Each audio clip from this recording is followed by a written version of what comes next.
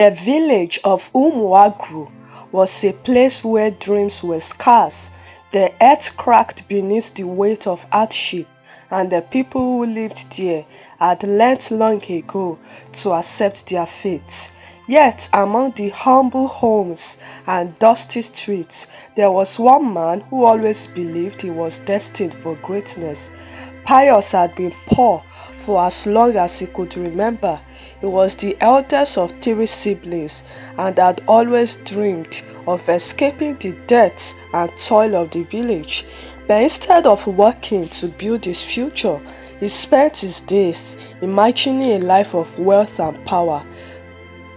Convinced that it was too important for manual labor.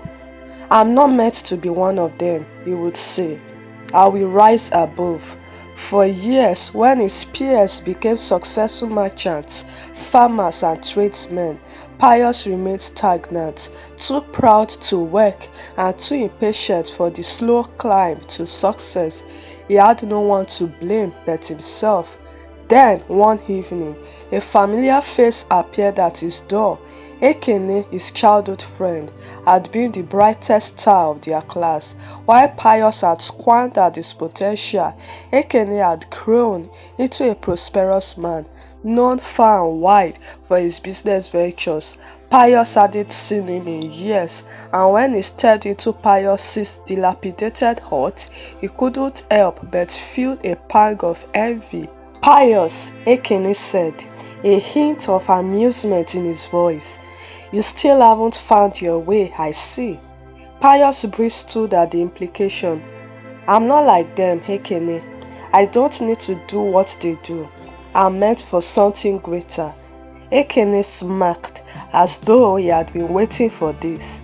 "I know, my friend, and I have a way for you to get what you deserve." Pius's curiosity was piqued. "What do you mean?" Ekene stepped closer, his eyes gleaming with a secret only he knew. "There are rituals, powerful ones, rituals that can give you wealth, power, everything you've dreamt of. But it comes with a cost, a great cost." Pius's heart raised. The idea of wealth was intoxicating. "What do I have to do?" Ekene's smile widened. "You must sacrifice. You must give up someone close to you.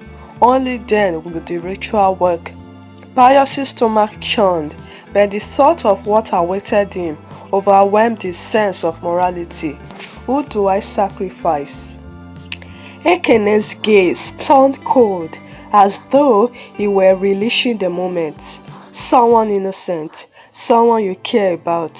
Your sisters, perhaps." Pius recoiled. "My sisters? I can't." Ekene cut him off.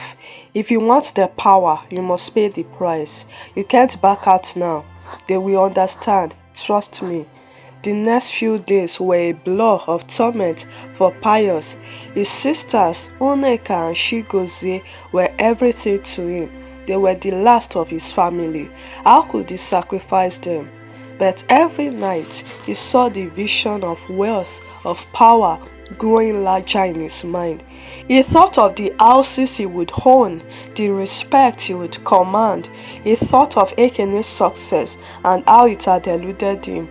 Finally, his resolve broke. He approached his sisters that evening, his heart heavy with guilt, and told them he had to take them into the forest for a special ritual, one that would change their lives forever. He spoke of promises, of things to come, but the words felt hollow in his mouth. They trusted him. In the clearing, Ekene was waiting, his face gleaming with anticipation. Pius stood in the center of the circle, the hair thick with incense and the whispers of ancient words. Nneka and Chigozie stood quietly, unaware of the horror that was about to unfold. Pius began the chant, his voice trembling as he recited the incantations. The air grew colder, and the ground began to tremble beneath them. The fire in the center of the clearing flickered violently, casting monstrous shadows. For a moment, it seemed as though nothing had happened. But then, the wind howled, through the trees, and the earth shook violently. Suddenly, Pius heard a voice, a low menacing growl from deep within the earth. The ritual had worked. Ekene's eyes widened in disbelief as the ground around them began to crack open. Pius turned in horror to see Nneka and Chigozie's bodies fall limp, their souls dragged into the earth. But in the same instant, a surge of energy flowed through Pius's body. He gasped as his skin burned, but when he looked down, he saw gold coins sparkling like fireflies rising from the ground, swelling around him. The air was thick with riches. He had done it. But Ekene's expression was no longer one of triumph. Instead, it was filled with fear. It wasn't supposed to happen like this, he muttered. Pius didn't care about Ekene's warnings. As he left the forest, his heart raced with excitement. In the days that followed, he was transformed. His hut became a grand mansion, adorned with the finest furniture and artwork. He wore the finest clothes, dined with the wealthiest men, and was treated with the respect he had always craved. The village, once a place of mystery, now seemed like a distant memory. People came from far and wide to see the man who had seemingly risen from the ashes of his former life, and yet, in the deepest corners of his heart, a shadow lingered. His sisters' faces haunted him, their eyes staring accusingly from every corner. He dismissed it as guilt, a normal reaction to such a sacrifice, but soon the feeling deepened. At night, his dreams were filled with their voices, whispering of the price he had paid. Their pleas for forgiveness echoed in his ears. He could no longer escape their presence. In the early days after the ritual, Pius relished in his newfound wealth. He ignored the whispers that swelled around him, convinced that he had conquered the laws of nature itself. The riches, the luxury, the power, everything was now his, and he felt invincible.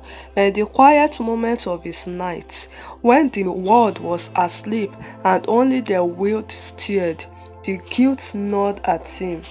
He had ignored the warnings Ekene had given him, dismissing them as nothing more than superstitions. The truth, however, was far darker than he had ever imagined. Ekene's words, though cryptic, had contained a critical detail that Pius had overlooked in his greed. The ritual was not just a matter of offering a sacrifice. It was not enough to simply take a life. The real rule, the one Pius had broken, was that the soul of the sacrifice must truly belong to the one who offered it, not just in the physical sense, but in the emotional and spiritual bond. The sacrifice had to be made with the full consent of the person offering the soul. By dragging his sisters, innocent and unaware, into the ritual, Pius had violated that sacred rule. They were never meant to be sacrificed for his personal gain. They had no part in his ambition, no understanding of the consequences. The ritual required the sacrificer's deepest attachment to the victim, but Pius had acted out of greed and pride. His sisters had been mere tools in his mind, not willing participants. That was where the ritual had gone wrong. The earth, angry and betrayed, had rejected Pius's attempt to manipulate the forces of nature. The wealth he had gained was never truly his. It was only a fleeting reflection of what could have been, a cruel mirage. It started slowly at first. Pius would wake in the middle of the night, drenched in sweat, heart pounding, as though someone were standing over him. He would glance around his opulent mansion, only to find it empty, cold. His riches, once endless, were now dwindling, and he felt a strange weight in the pit of his stomach, like an invisible force pulling him down.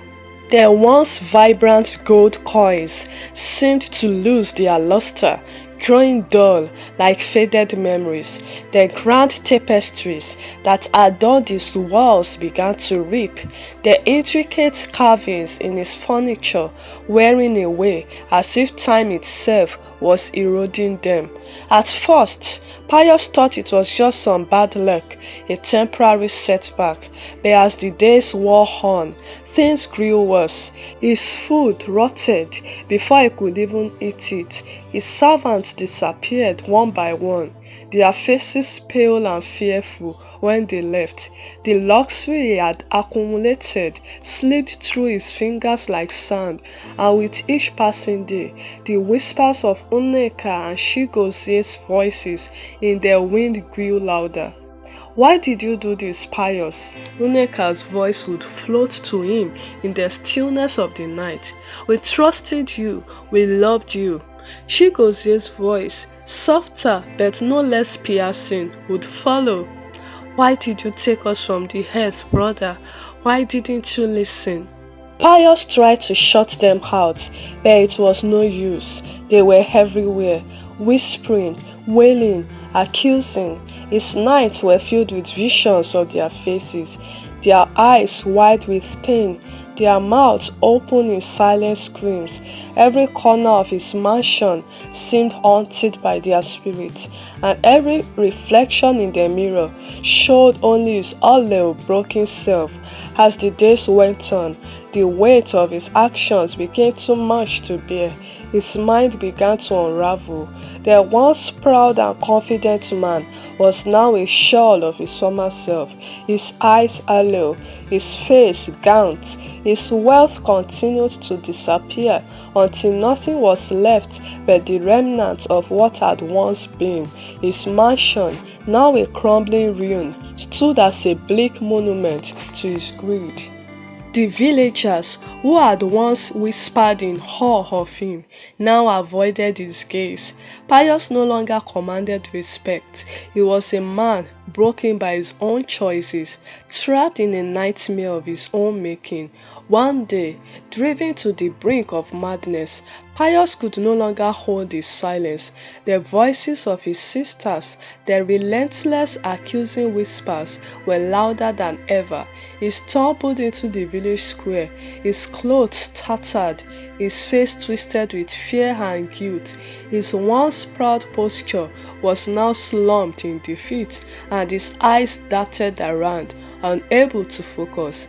The villagers, curious at first, then courteous, watched him as he approached the central fire. He fell to his knees, his hands shaking as he lifted his gaze to meet theirs. I did it, he said, his voice cracked and raw.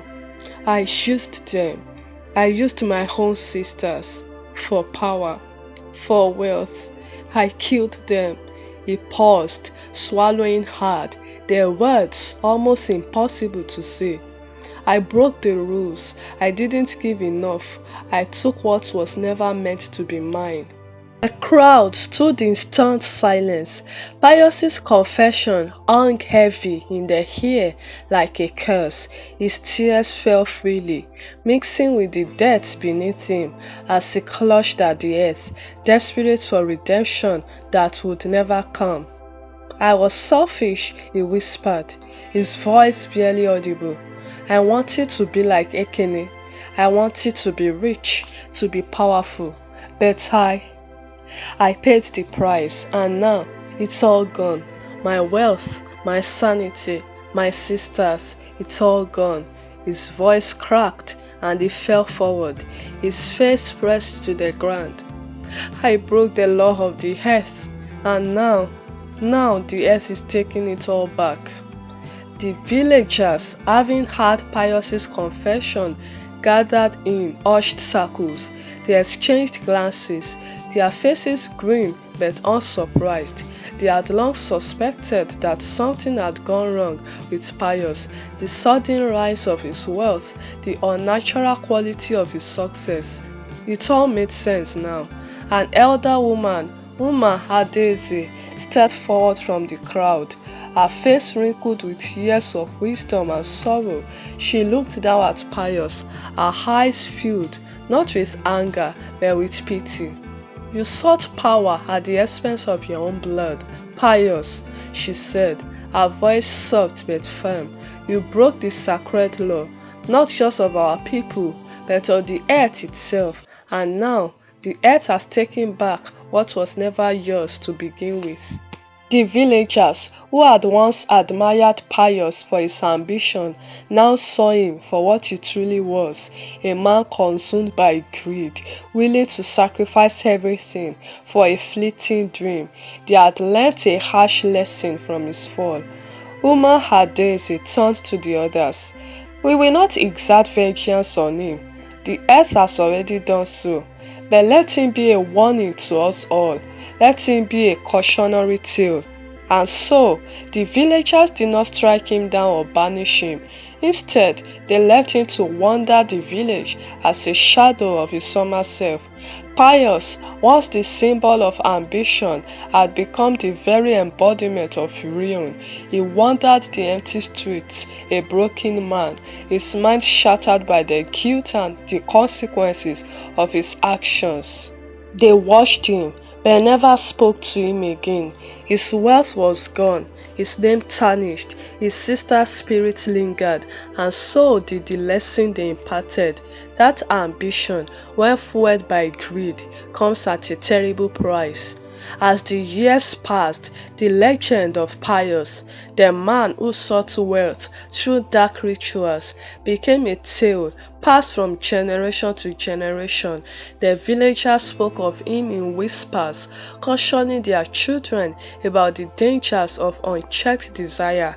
Pius, now a shell of his former self, wandered the village until he died alone, his mind lost to the madness of guilt. No one mourned him, for he had become a living ghost, a tragic reminder that the price of ambition could never be paid in mere gold, and thus the earth, with its ancient laws, had reclaimed its due.